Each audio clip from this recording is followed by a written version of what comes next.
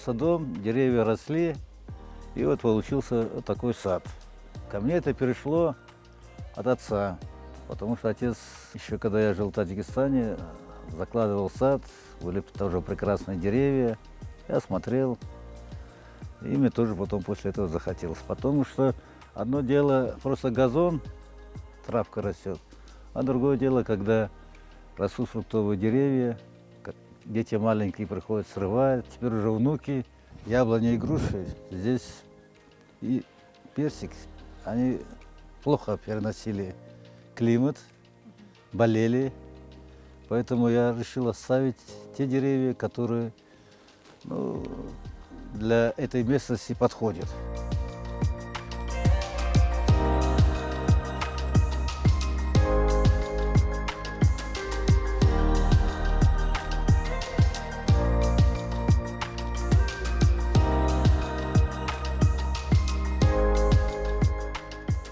Особенность ухода в том, чтобы не дать ей расти высоко. Потому что это такое дерево, что может достигнуть высоты 15-20 метров. Но если оно такой высоты будет, с нее плоды снимать трудно.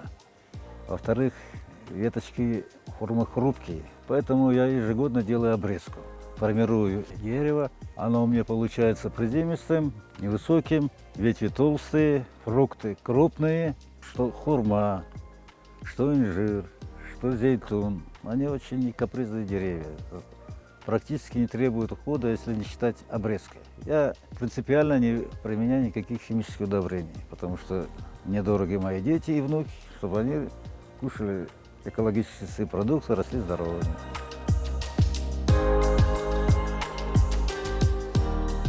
По рассказу матери, она у меня уроженка Гаспары, она рассказывала, как они выращивали оливки.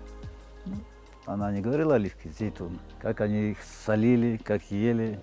И когда в советское время, когда нас сюда не пускали, кто-то ездил в Крым в отпуск и привозил оливки отсюда, это был для них праздник. Вот поэтому, живя этими воспоминаниями, я решил тоже посадить оливки.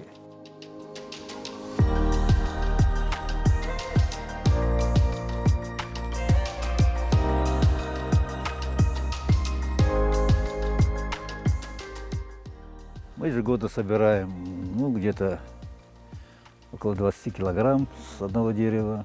У нас такой простой рецепт. Мы засыпаем в банках оливки, потом сухую соль, перемешиваем все, и полгода она у нас как бы стоит. Соль вытягивает всю эту горечь, потом вымачиваем, и они уже готовы к употреблению.